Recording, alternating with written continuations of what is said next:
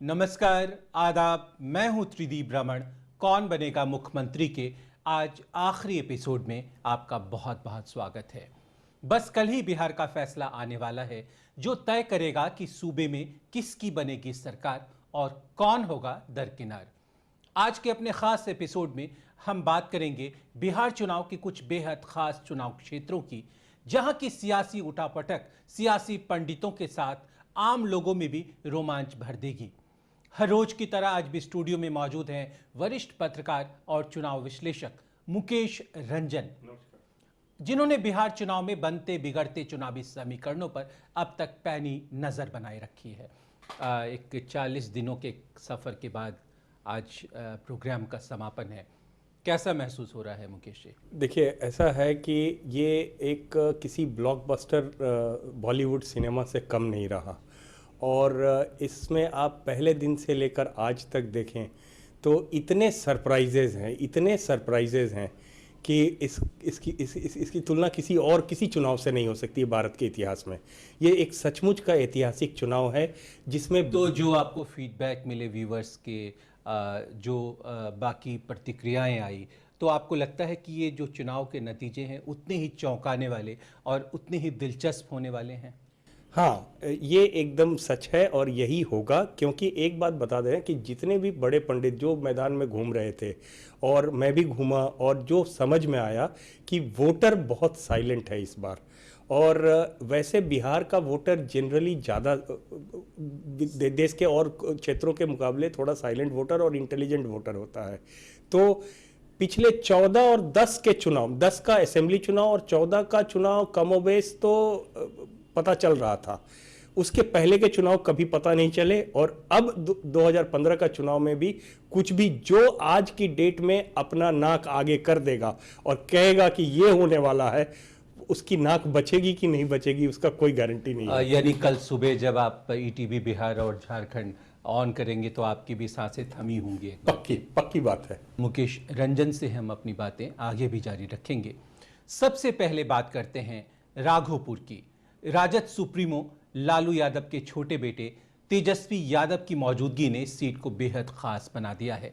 उन्हें चुनौती दे रहे हैं भाजपा के सतीश कुमार। सतीश पहले जदयू में हुआ करते थे। उन्होंने साल 2010 के विधानसभा चुनाव में राबड़ी देवी को पराजित कर एक समय में जदयू का मान बढ़ाया था। जदयू और राजद के गठबंधन के बाद उन्होंने पार्टी छोड़ भाजपा का दामन थाम लिया। मुकेश जी, अभी आप जिक्र कर रहे थे लालू यादव के छोटे बेटे का, और आप कह रहे थे कि बहुत आग है इनके अंदर। देखिए, राजनीतिक उत्तराधिकार की बात करें तो परिवार में जो स्पार्क मुझे तेजस्वी में दिखता है वो लालू जी के जो और बच्चे हैं उनमें कम ही दिखा। और तेजस्वी के विषय में मैं इतना विश्वास के साथ कह सकता हूं कि इनका एक इंडिपेंडेंट पॉलिटिकल भविष्य भी है। राघोपुर की जो सीट है, यहां से बहुत मिश्रित रिपोर्ट आती रही, उतार चढ़ाव, कभी हाँ कभी ना, और सतीश कुमार बड़े मजबूती से मैदान में डटे रहे आखिरी समय तक। देखिए, सतीश कुमार जी का ऐसा है कि इस बार जो उन्होंने पार्टी बदली और भाजपा ने उनको कैच कर लिया है, तो सतीश कुमार जी के लिए तो दिक्कत ही थी। वो जायंट किलर थे पिछले चुनाव के, तो अब जायंट किलर थे लेकिन जायंट की पार्टी के साथ उनकी पार्टी जाके मिल गई। तो जायंट पार्टी के साथ जब उनकी पार्टी मिल गई तो इनका कैंडिडेचर तो खत्म हो जाता वहां से। फिर इनके पास ऑप्शन क्या था? कोई ऑप्शन नहीं था। राघोपुर में आपको क्या दिखता है, एडवांटेज तेजस्वी या सतीश?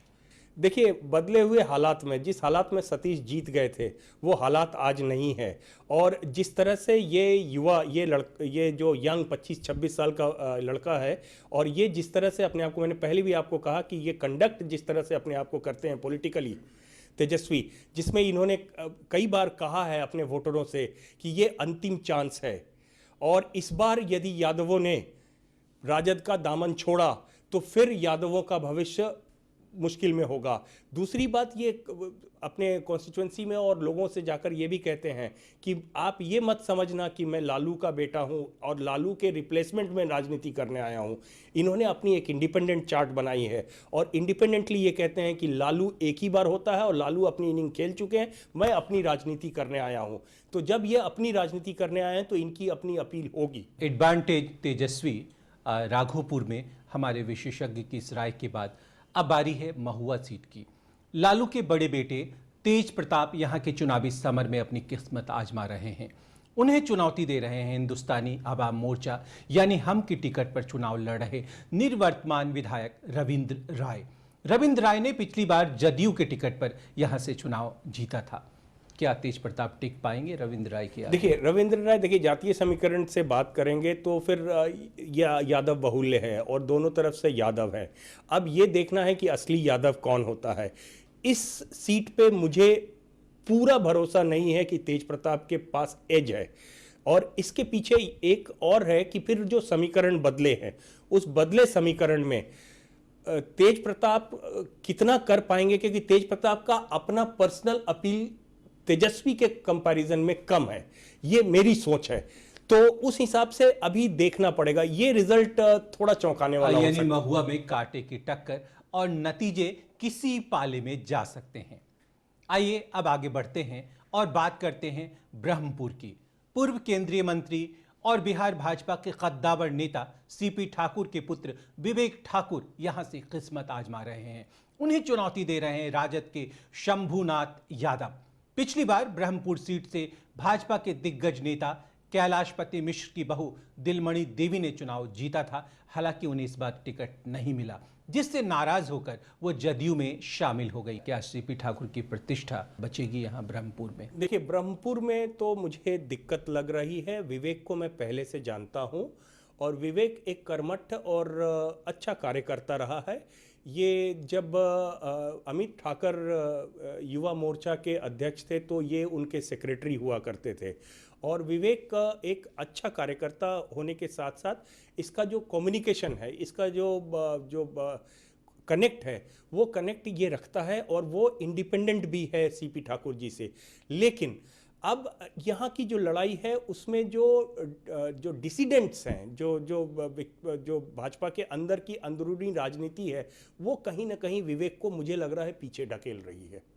तो ब्रह्मपुर में भाजपा असंतुष्टों की राजनीति का क्या शिकार बनते हैं विवेक ठाकुर, यही देखना दिलचस्प रहेगा। आइए अब आगे बढ़ते हैं और बात करते हैं पटना साहिब सीट की। बिहार भाजपा के कद्दावर नेता नंद किशोर यादव ने यहां के चुनावी मैदान में लगातार जीत दर्ज की है। नंद किशोर यादव 5 बार यहां से जीत का परचम फहरा चुके हैं। साल 2010 के विधानसभा चुनाव में 68% मत हासिल करते हुए उन्होंने अपने निकटतम प्रतिद्वंदी कांग्रेस के परवेज अहमद को धूल चटा दी। उनका मुकाबला इस बार राजद के संतोष मेहता से है।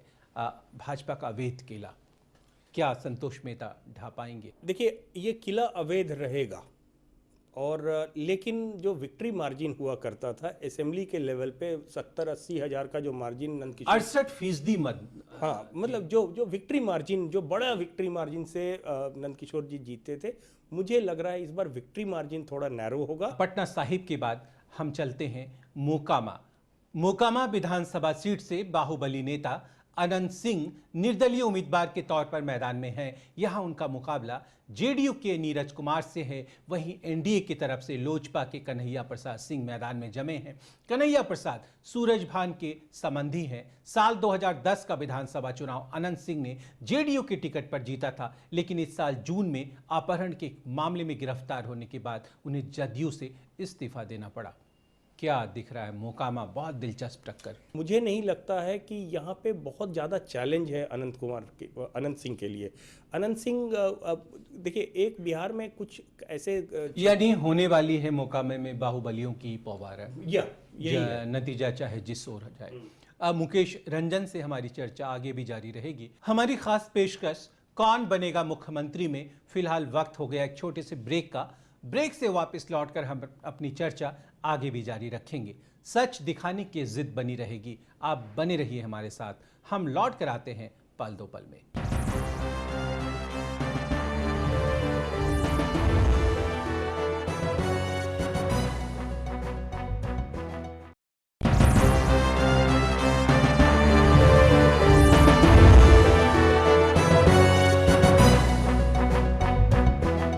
ब्रेक के बाद आपका स्वागत है।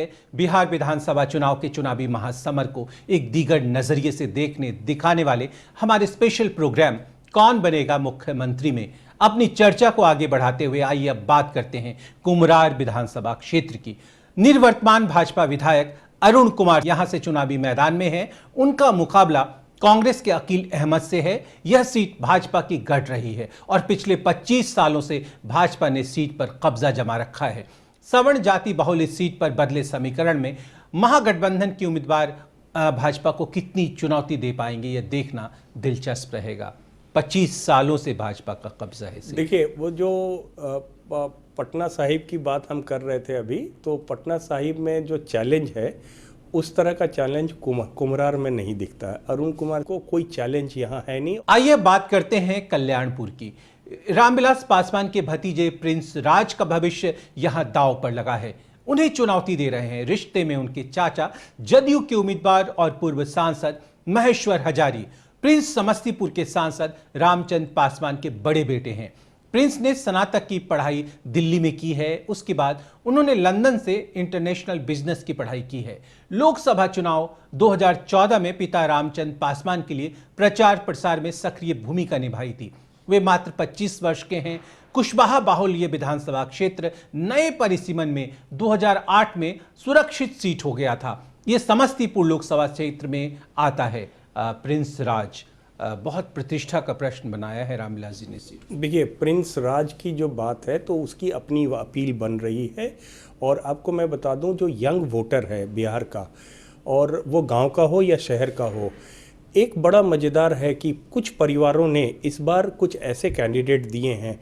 उन कैंडिडेटों के होने से एक जो अंग्रेजियत आई है हमारे चुनाव अभियान में, जो पहले कभी नहीं देखी गई। लेकिन इन्हें जो चुनौती मिल रही है महेश्वर हजारी की ओर से मिल रही है, जो पूर्व में सांसद रह चुके हैं, काफी सीनियर नेता हैं। ये इस बार का चुनाव हर पैटर्न को तोड़ने वाला चुनाव होने वाला है। आइए अब बात करते हैं अलौली की। यहां से लोजपा के प्रदेश अध्यक्ष पशुपति कुमार पारस स्वयं चुनाव मैदान में हैं। उनके खिलाफ महागठबंधन ने राजद के चंदन कुमार को मौका दिया है, जो मात्र 34 साल के हैं। पशुपति पारस 7 बार से यहां से विधायक रह चुके हैं। उन्हें हराया था जदयू के रामचंद्र सदा ने। पारस रामविलास पासवान के छोटे भाई हैं। पासवान परिवार मूल रूप से खगड़िया जिले का रहने वाला है। 2010 के चुनाव में पारस जैसे दिग्गज को एक नए नवेले उम्मीदवार ने हरा दिया था। जदयू ने उनका टिकट काटकर अब यह सीट आरजेडी को दे दी है। और आरजेडी ने भी नवे नवेले लड़के को दे दिया है टिकट। तो अब ऐसा है कि मैं आपको कहूं कि जो प्रिंस का स्टेटस है वही हालत है आरजेडी के कैंडिडेट के साथ भी। यंग लड़का है और मुझे लग रहा है कि इस बार के चुनाव में आप बड़ा एक इंटरेस्टिंग पैटर्न देखेंगे जब रिजल्ट आएगा। तो ऐसा मेरा अनुमान है कि जितने यंग वोटर हैं, एक आध दो को छोड़ दिया जाए जो कि इंटरनल पार्टी की फाइट के कारण थोड़ा हो सकता है नुकसान में रहें, तो मोस्टली आप देखिएगा कि जो यंग और नए लड़के हैं ना, जो 25 से 35 साल वाले लड़के हैं, वो किसी भी पार्टी के हों, वो इस बार जीतते हुए दिख रहे हैं मुझे। आइए अब नजर डालते हैं भागलपुर विधानसभा सीट पर। बिहार भाजपा के दिग्गज नेता और सांसद अश्वनी चौबे के बेटे 35 साल के अर्जित शाश्वत इस सीट से बीजेपी के उम्मीदवार हैं। अर्जित का मुकाबला यहां मौजूदा कांग्रेसी विधायक अजीत शर्मा से है। अश्वनी चौबे के सांसद बनने के बाद जो उपचुनाव हुआ था उसमें कांग्रेस के अजीत शर्मा जीत गए थे। इस दफे क्या दिख रहा है भागलपुर में? देखिए, अर्जित के लिए चुनौतियां बहुत ज्यादा है। अभी जो आपको मैंने कहा कि ये जो यंग जितने कैंडिडेट हैं उनमें से कुछ एक को छोड़ दिया जाए तो सारे जीतते हुए दिखते हैं। जो छोड़ दिया जाए वाले कैटेगरी में अर्जित का सीट भी आता है। तो क्या अर्जित को सबसे बड़ा खतरा पार्टी अपनी ही पार्टी के भीतर घात से है? देखिए, पार्टी के भीतर घात से ज़्यादा मैं उसको बोलूँगा और माइक्रो लेवल पे आप ले जाएं तो मुझे परिवार का भीतर घात भी दिखता है अर्जित की सीट पे। और उसके पीछे ऐसा था कि परिवार के ही कुछ और यंग लड़के थे जो कि बहुत एक्टिव रहे जब अश्विनी जी यहाँ से विधायक रहे थे। तो उनके विधायक होने के टेन्योर में वो 2-3 लड़के परिवार के ही जो पॉलिटिकली बहुत एक्टिव थे और उनके कॉन्स्टिट्यूंसी को संभालते थे। आइए अब हम चलते हैं अररिया लोकसभा की जोकीहाट सीट की ओर। तस्लीमुद्दीन के बेटे सरफराज आलम को यहां से फिर से मौका मिला है। जदयू के टिकट पर मैदान में हैं, तो ही एनडीए की तरफ से हम की जेबा खातून जोर लगा रही हैं। वर्ष 2000 के विधानसभा चुनाव में पहली बार आरजेडी के चुनाव चिन्ह पर सरफराज ने चुनाव जीता, लेकिन 2005 के फरवरी और अक्टूबर में हुए चुनाव में वह चुनाव हार गए। जदयू के मंजर आलम ने उन्हें हराया था। क्या लगता है इस बार सरफराज को मौका देगी जनता? सरफराज ही जीतेगा इस बार, क्योंकि ये सीट बहुत सेफ सीट है गठबंधन का, महागठबंधन के लिए। और पहले भी जब हारे हैं तो ये जदयू से हारे हैं, और मुझे लगता है कि पार्टी का जो सपोर्ट बेस है यहाँ पे वो राजद के लिए ज़्यादा है। तो तस्लीमुद्दीन जी की अपनी प्रतिष्ठा भी दांव पर लगी है। उनकी प्रतिष्ठा है, पर ये सीट कमो बेस मुझे लग रहा है कि सेफ सीट है, और इसलिए भी डिसाइड किया। तस्लीमुद्दीन एक कद्दावर नेता है राजद में, और वो जो इस बार रिस्क लिए हैं वो बदले हुए समीकरण में रिस्क नहीं लिए हैं, वो एक तरह से जैकपॉट ले लिए हैं अपने बेटे के लिए। वोट करेगा बिहार की स्पेशल कड़ी कौन बनेगा मुख्यमंत्री में फिलहाल वक्त है एक छोटे से ब्रेक का। ब्रेक के बाद जब हम लौटेंगे तो बात करेंगे कुछ और वीआईपी सीट की। आप बने रहिए हमारे साथ, हम लौट कर आते हैं पल दो पल में।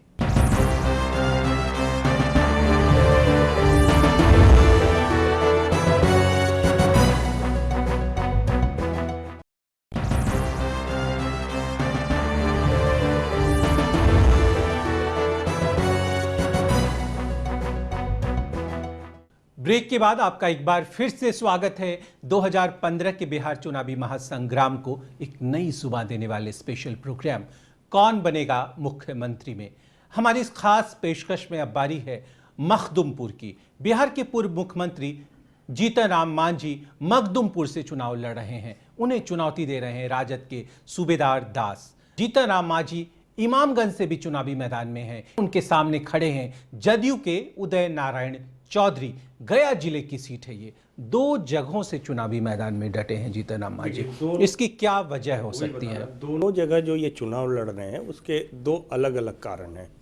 उदय नारायण चौधरी से ये अपना पुराना हिसाब चुकता करना चाहते हैं, और मखदुमपुर में तो अब है कि जब आप अपना हिसाब चुकता करने जा रहे हैं तो कोई ज़रूरी नहीं है कि आप जीत जाएंगे, ठीक है। तो और उदय नारायण चौधरी कोई कच्चे खिलाड़ी हैं नहीं, और उनको परास्त करके एक पोएटिक जस्टिस, एक वर्ड होता है कि वो पोएटिक जस्टिस करने के लिए एक कि हमें उस समय बहुत नुकसान पहुंचाया है तो इनके भी राजनीतिक भविष्य पे मैं नुकसान पहुंचाऊंगा। पर ये जो एक रिवेंज की पॉलिटिक्स होती है, रिवेंज की पॉलिटिक्स में प्रैक्टिकल ये होता है कि कोई दूसरा एक सेफ सीट भी रख लिया जाए। तो मुझे लग रहा है कि एक तो ये रिवेंज के लिए गए वहाँ, क्योंकि असेंबली में उदय नारायण चौधरी के जो बिहेवियर और जो उनके जजमेंट और जो उनका ऑर्डर होता था वो पूरा का पूरा नुकसान पहुंचाया था विधानसभा अध्यक्ष रहते हुए जो उन्होंने किया उदय नारायण चौधरी ने जो निर्णय किए। तो पहला तो ये है। जो मुकदुमपुर गए हैं, मुकदुमपुर इनके लिए सेफ सीट है। मांझी जी हैं, मांझी जी का एक बड़ा इंटरेस्टिंग है कि इनके अंदर वो जो कुलेल है ना, अंदर का एक कुलेल है कि मुख्यमंत्री तो मैं बन सकता हूँ। तो यदि वो असेंबली एक ही सीट पे लड़ते और हार जाते तो मुख्यमंत्री बनने का थोड़ा थोड़ा सपना क्योंकि धराशायी हो जाता। और नीतीश बाबू थ्रू आउट द कैंपेन एक चीज़ पे तो पोक करते रहे ना भाजपा को कि है हिम्मत तो इनको मुख्यमंत्री का कैंडिडेट क्यों नहीं है तुम्हारे पास कोई लीडर। भाजपा में लीडरों की कमी है, कोई नहीं है तुम्हारे पास जिसको तुम मुख्यमंत्री का कैंडिडेट बना सकते हो। तो हमने तो इस महादलित को मुख्यमंत्री बनाया था, और उसके बाद वो कहते हैं कि जाके भाजपा के गोदी में बैठ गया तो इसको हम कैसे रखते हैं मुख्यमंत्री बना के। तो अब इनको लेकिन अब जब ये बात उछाल रही है ऑपोजिशन तो कहीं ना कहीं बीजेपी तो कॉर्नर हो रही है ना, तो उनके अंदर भी तो एक तरह का कुलेल आता है कि मैं, और यदि चुनाव हार जाएंगे वो उदय नारायण चौधरी से हार भी सकते हैं, ऐसा नहीं है कि जीत ही जाएंगे। तो उन्होंने एक सेफ सीट रखा है जहां इमोशनली अपील कर रहे हैं लोग। आइए अब बात करते हैं कुटुंबा विधानसभा सीट की। जीतन राम मांझी के बेटे संतोष कुमार यहां के सियासी समर में कूद पड़े हैं। उन्हें कांग्रेस के राजेश कुमार से कड़ी चुनौती मिल रही है। औरंगाबाद जिले का एक हिस्सा है कुटुंबा। कुटुंबा में क्या दिख रहा है? ऐसा है कि ये सीट सेफ सीट है और संतोष जी के लिए ये मतलब बनाई गई सीट है। और मुकदुमपुर में जो दलित महादलित का जो एक चंक वोट है, और ये पूरा औरंगाबाद जो पहले आप समझने की कोशिश कीजिए कि नक्सलिज्म क्षेत्र रहा और रणवीर सेना का भी क्षेत्र रहा।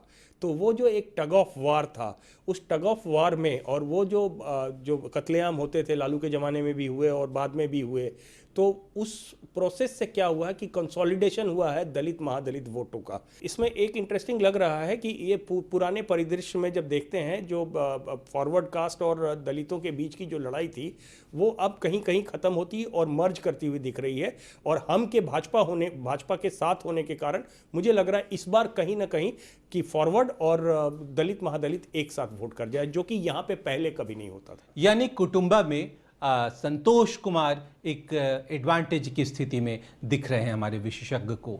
आइए अब एक नजर डालते हैं बोचहां विधानसभा सीट पर। बिहार की राजनीति के कद्दावर दलित नेता जदयू के रमई राम यहां से फिर से चुनावी मैदान में हैं। वहीं एनडीए की तरफ से लोजपा की बेबी कुमारी उन्हें कड़ी चुनौती दे रही हैं। तकरीबन 40 सालों तक इस सीट का प्रतिनिधित्व करते रहे रमई राम। यहाँ के लोगों की बड़ी नाराजगी है बोचहां की कि रमई राम की नुमाइंदगी के बावजूद भी ये इस क्षेत्र का कोई विकास उस कदर नहीं हो पाया। देखिए, मुख्य धारा में शामिल नहीं हो पाए, वो है। और वेंजियंस वोटिंग होगी जिसके चांसेस बहुत दिख नहीं रहे हैं ज़मीन पे। लेकिन यदि जो आप कह रहे हैं और वो यदि है, तो वेंजियंस वोटिंग होनी चाहिए। और वेंजियंस वोटिंग का मुझे इंडिकेशन अभी दिख नहीं रहा है। इसलिए मुझे लगता है यदि वेंजियंस वोटिंग नहीं हो रही है तो बेबी कुमारी के लिए कुछ खास यहाँ है नहीं। रमई राम के लिए सेफ सीट है और वो निकाल ले जाएंगे इसको। आइए अब बात करते हैं केओटी की। आरजेडी के दिग्गज नेता और पूर्व केंद्रीय मंत्री ए फातमी के बेटे फराज फातमी यहां से मैदान में है। उन्हें चुनौती दे रहे हैं भाजपा के मौजूदा विधायक अशोक कुमार यादव। 2010 में महज 29 वोटों से चुनाव हार गए थे फराज फातमी। उस समय वो 29 साल के थे। इस बार क्या लग रहा है? समीकरण बदल गया है। और उस वक्त जब हारे थे तब राजद और जदयू एक साथ, महज 29 वोटों से। हाँ, तो इसलिए मुझे लग रहा है कि फातमी जी के बेटे को ज़्यादा कोई यहाँ पे मशक्कत करनी नहीं पड़ेगी। पर यादवों के दबदबे वाली सीट है ये, उससे कोई फर्क नहीं पड़ता है। आइए अब बात करते हैं सिमरी बख्तियारपुर की। महबूब अली कैसर के बेटे यूसुफ सलालुद्दीन लोजपा की टिकट पर पहली बार चुनावी मैदान में हैं। उनके सामने सबसे मजबूत प्रत्याशी हैं जदयू के पूर्व सांसद दिनेश चंद्र यादव। देखिए, कैसर परिवार की तीसरी पीढ़ी मैदान में है और दिनेश चंद्र यादव जो है उनके पिता को टक्कर दे चुके हैं और उनके दादा के खिलाफ चुनाव लड़ चुके हैं और अब ये तीसरी पीढ़ी के खिलाफ। देखिए, दिनेश चंद्र यादव ओल्ड हॉर्स हैं। 2009 वाले लोकसभा में वो यहाँ नुमाइंदगी भी कर रहे थे जदयू की, पर उस समय जदयू भाजपा के साथ थी जो उस समय का चुनाव हुआ था। लेकिन अब ऐसा है कि ये लोकसभा जीते हुए कैंडिडेट हैं और इस बार असेंबली चुनाव लड़ रहे हैं। तो ऐसा नहीं है कि इनके ताकत को कम आंका जाए, पर फिर कैसर परिवार का अपना दबदबा है क्षेत्र पे। तो यहाँ मुझे लग रहा है कमोबेश किसी ऊंट किसी भी करवट बैठ सकती है। अब वक्त आ गया है कि हम आपसे विदा लें। तकरीबन 37 दिनों तक हमारा आपका यह निरंतर साथ बिहार चुनाव को समझने की एक व्यापक और सम्यक दृष्टि विकसित करने में सहायक रहा है। हमने अपनी ओर से यही कोशिश की है। कल जब ईवीएम मशीनों से आपका जनादेश बाहर आएगा तो बिहार में चुनावी हार जीत के साथ यह भी फैसला हो जाएगा कि बिहार चुनाव के विश्लेषण में हम और हमारी टीम कितनी सटीक साबित हुई हैं। आपको लोकतंत्र के इस महापर्व से निकली नई सरकार मुबारक हो। मैं त्रिदीप रमण अपने साथी मुकेश रंजन और पूरी एनटीआई मीडिया की टीम के साथ आपको अलविदा कहना चाहता हूं। जय जनतंत्र, जय बिहार।